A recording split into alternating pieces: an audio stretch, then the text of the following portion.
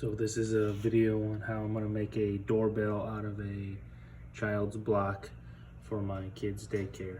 So I found this one because it's got the home icon, and I just went through them, and she don't care. There's a bunch of these. So I thought I was using this. I'm going to drill a hole through here and insert this button, just a standard wire doorbell. That's what they have now. It's just a normal, plate version, a bigger version. Use this to mount it to, so it can mount to the frame.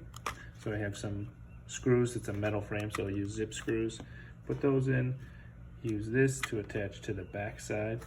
Drill this hole out a little bit bigger so the wire can run through.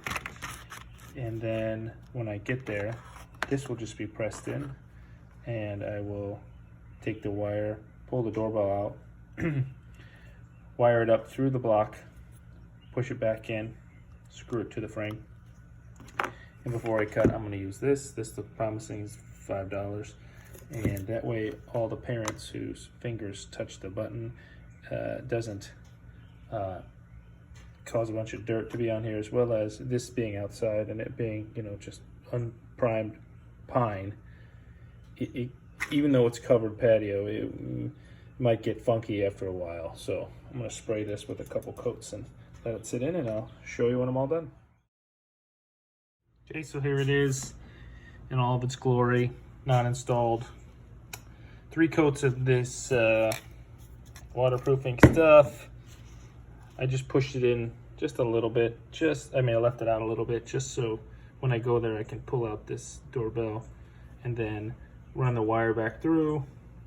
So I just screwed these through, left this, got a little home icon, because it's a daycare, so I don't know, maybe it looks better than an umbrella or a piece of ice cream.